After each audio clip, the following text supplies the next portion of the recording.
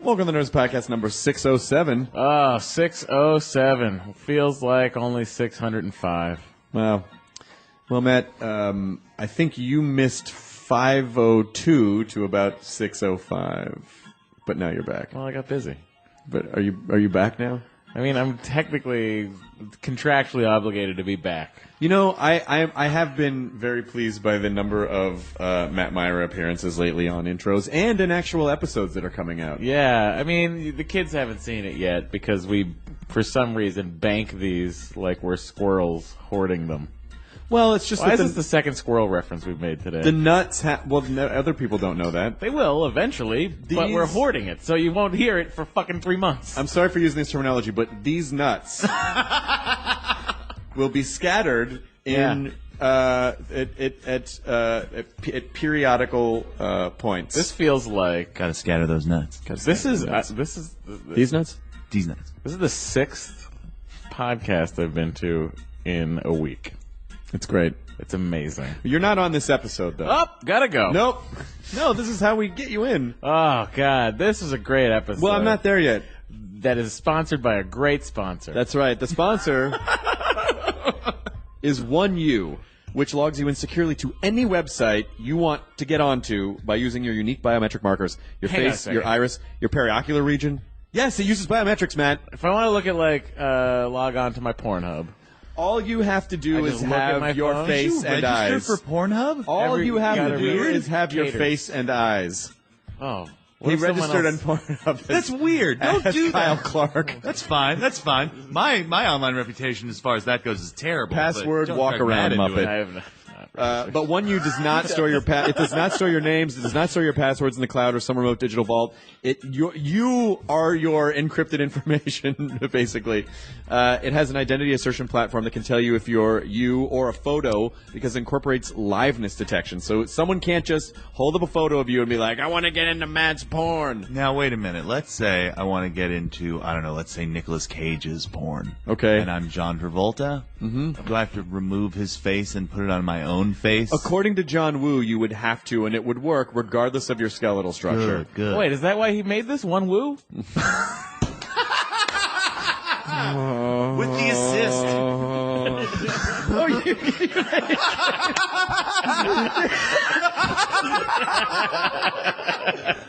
You can break Kate. Finally happened. Yes! You broke her like a password using your unique Matt Myra biometric signature. Well done. Terrible biometrics. Go to 1U, the number 1, the letter U, apps.com to download 1U for free. You can also find it in the Apple Store and Google Play for free.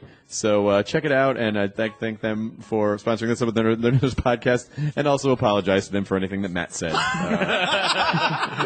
We should start these all with that. This episode, well, that should just be the given. Yeah. This episode is Given Michael. tree. Is what? The given tree. The given tree. Matt Myra's going to say something terrible. And now he's a seat. This episode is Michael Ironside, who Jester. did a really great AMA, and just, because he was promoting this movie called Extraterrestrial, which is in theaters now, and I was like, you know what? I've been a fan of that guy for years. He's been in some of my favorite movies. Of course we'll have him on. I had no idea how incredible. I think it might be one of my favorite podcasts. I've been on this show for like 300 episodes now. This is the only time I almost cried. I got misty. It's amazing. He was so contemplative and I thought it was rude. soft-spoken and articulate and wonderful to. Full of life. Yes. Just stoked to be alive. And before he left, he gave me his phone number. I'm gonna call Michael Ironside. I'm gonna fucking hang out with that guy. Wow. I'm gonna have more Ironside in my life. Pretty hot. I bet he'd be down to play catch. You don't mean that as a euphemism? No, I mean Okay. you show up with some baseball gloves. I think he would. Does he, show up in the wheelchair? No, you're thinking of Ironsides, the show with Raymond Burr. Sorry? Where he was You a just lawyer. said the guy Or on today's show, Blair his name Underwood. Ironside. I think Blair Underwood maybe was the new Ironsides. I'm not sure. Michael Ironside is Michael not. is his first name, and he's in a Yeah. wheelchair, and Yeah. I'm sure he's never heard any of that. I'm sure I probably even said that in the podcast, although I don't remember. Oh, Chris, that's embarrassing. Glad I wasn't around for that. That's why you guys show up. But anyway, this is Nerds Podcast number 607 with the incredibly cool Michael Ironside. Now entering Nerdist.com.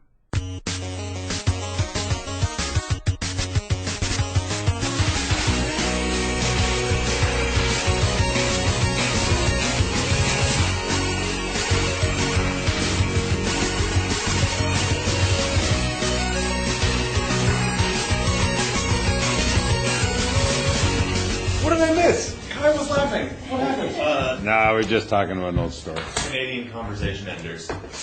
Oh, But and I thought about it. It's really true. From where I come from, it's like, oh fuck, now I got to fight. It's like, you know what I mean? It's not so like, you know. how do you end the conversation in Canada? Just because I'm going to be Politely. Oh, that's it? Yeah. Thank you. No matter what it is, you just say thank you and walk away. Yeah. It seemed whenever there's like some kind of a riot or something up in Canada, I'm like, what happened? It's not supposed to happen up there. Everyone's And it's usually in Vancouver, which isn't really Canadian. oh shit! Oh no! The ocean sort of slid up and left a tide line on the Rockies there. That's a little East-West rivalry. You're Toronto, right? From Toronto, yeah. Oh yeah. Now, is the Vancouver part of this rivalry? They're like, hey man, why are you picking on us? No, I have no idea. They usually are jogging. And I thought you were supposed to be fighting with Montreal. That's not. It's Toronto, Vancouver. No, I'm just saying Canadian is Canadian, and then there's Vancouver. Yeah. Okay. It really totally is. Separate. It really is. It's its own little kind of. The mountains stopped something. Yeah. You know, they got stuck in the 60s. They kind of got stuck in the 60s a little bit. Yeah. It's now. Do you know it's the most populous city in North America now? Vancouver is? Yeah. There's more people per square foot than even Manhattan. Oh my God! I didn't know that. Yeah, the watersheds up there are going bad, like in the middle of the summer now, because they're running out of. You got to filter your water and everything halfway through the summer. They just completely overbuilt. So this is where the zombie apocalypse starts, is in Vancouver. I would say probably in Burnaby. Okay. Just outside All right. Burnaby. Yes. yes. Leave it to a Burnaby boy to bite somebody. This is, by the way, getting shit for this one. Not at all. Is this being recorded? Yes. Oh my God. No, but this is. Welcome home, Burnaby. You're welcome to Canada Talk, all things Canada, with Michael Ironside, our guest today. Which so you grew up in Toronto, which is a city that I happen to love because it's, as someone who travels a lot, I appreciate a city that's planned very well. It's easy to get around. That makes me very Downtown, happy. yeah, that's true. That's true. Anything outside of downtown? Well, when you have to go up either Don Valley or something like that, I think it gets a little crazy. They haven't really planned ahead. Yeah. But it is. It's quickly taking over the whole. It's like almost like a disease. It's taking over the whole north shore of Ontario now, or Lake Ontario. Any theories on why Canadians are funny? They are. They are hilarious. Really? Yes. You're doing it now, and you're Canadian. That pregnant pause. That's genius comic timing at work. Timing.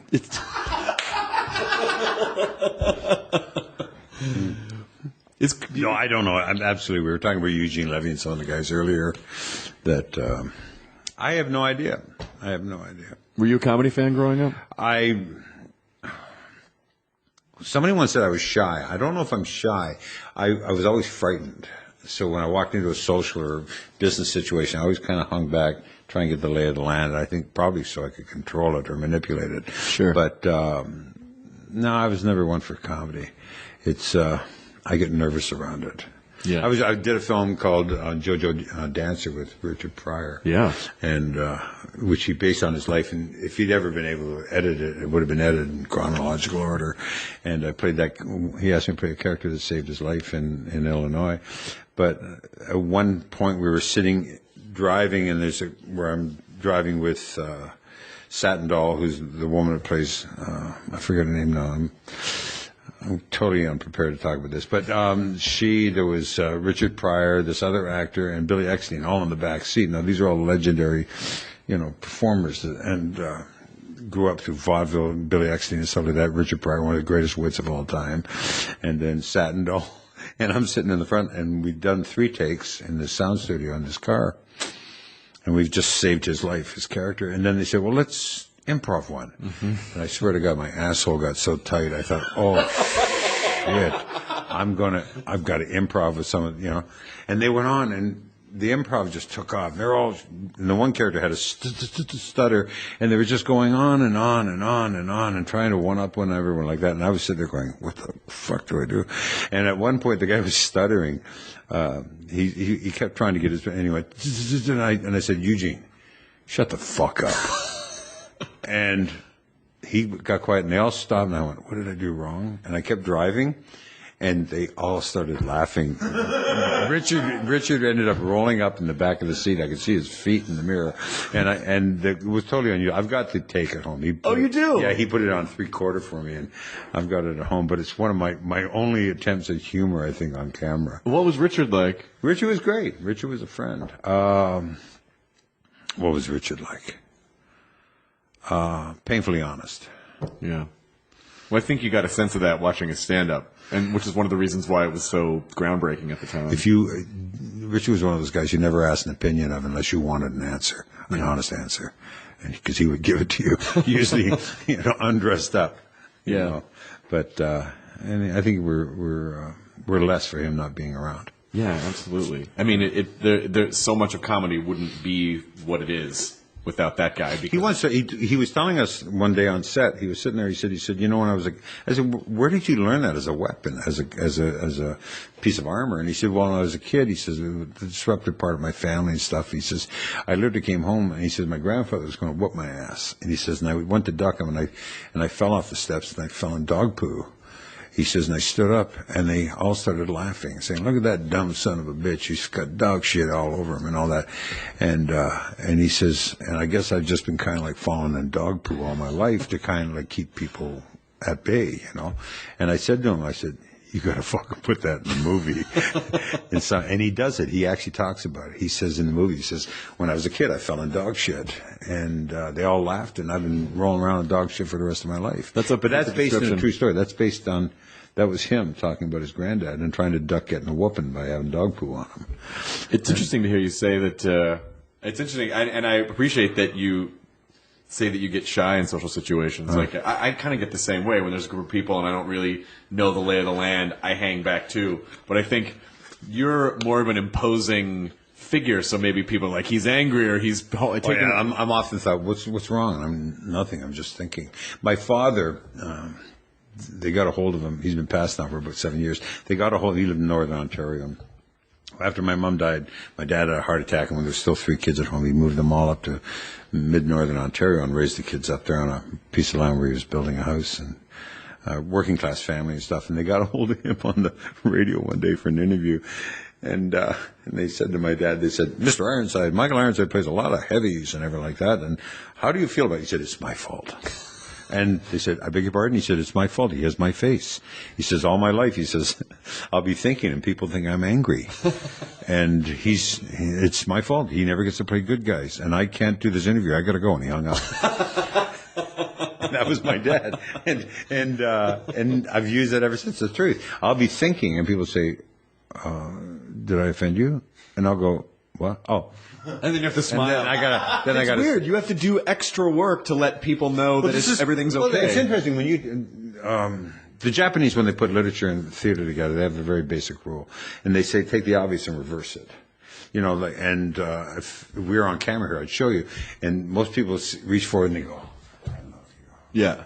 And then they lean back and get very hard-faced and say, I hate you. When in real life, it's I love you. It's the interior emotions are the more difficult ones. So if you know that and you're willing to play with that, it makes an interesting character. Yeah, absolutely. It's just sort of playing with the gap between what is expected and also, but then what that's what creates depth. Because if you see everything up on the surface, then there's nothing interesting or surprising about that, right? I think intuitively audiences know when something's real and not. We organically know when something's real. That's why when we're sitting in a dark theater looking through the window into somebody else's life in privacy, the air conditioning can go out, and if it's a really good movie, you don't give a shit. Mm-hmm. You can, the babies can cough, you can be crowded in the theater, you'll pay attention because it's a privilege to look into somebody else's life. We're not supposed to be there. We're peeping toms when we're watching a movie. Yet, if it's a bad performance up there, you're aware of everyone's cough. You're aware of the seat. You're aware of the sound of the popcorn in the guy's box 2 rows back. Yeah. Because the people in that movie or the movie itself is making it about them and not about the audience. Right. Our job is to not remind the audience that they're sitting in the dark looking through a window. That's what we do when we make films. And that's why I'm kind of against using computers and different platforms to watch movies, because it takes that hiding process away from the audience. You're not supposed to be there. You're looking into somebody else's life if it's done properly. Oh, that's really interesting. I never thought of it that way before. I'm old school bugaboo, so. But you'd also, so when you're creating this this sort of voyeuristic experience for the audience, do you agree or disagree that as an actor, you don't really have a lot of control? Like, you really just have control over what your piece of that is. So you don't have... You have a control by saying yes or no to the project, first off. Right. And then you have control over bringing what you bring to it as real as possible, is having an emotional base. No matter how farcical or how sarcastic or how ridiculous the character is, if it's based in reality. The character, this film we're here about, Extraterrestrial, is based on a guy I knew that was a vet who couldn't deal with society, and he's a friend of mine. He ended up in the Santa Monica Mountains. And when the script was sent to me, it was really well written. And then I printed it up and I went to the TV room and read it again. Then I took a meeting with the directors and the writers, and I thought, well, these are real good guys. They're going to take this basically B-movie genre and turn it into something with dignity. And I said, this is what I want to do with this character. And they said, okay. And I tried to pay truth to... Now, yes, my friend has now been on the streets and he's healthy and he's, for 7 years now. But there was a time when he didn't trust anybody. Intelligent, beyond his means, something like that. But he did not want to come down and walk the streets. He did not trust you, and he didn't trust what he would do to you. Oh. And because he was terrified. And so I took that basis, put it in Travis. Now, this is not a heavy film. This is a very light film. But there's an organically correctness about that character, Travis. Mm-hmm. And that's the big trick. Can you bring a ring of honesty and integrity to what you do as an actor? And what's the biggest challenge behind that? Being willing to look stupid attempting it. Falling in dog shit? Falling in dog shit, And really, I mean, I think I'm at an age now where I'm willing to take risks. I'm actually trying stuff that I was taught 40 years ago, and I'm just trying it out now in the last 5 years. Is this because you're more comfortable now? I think, one, I'm older. I have less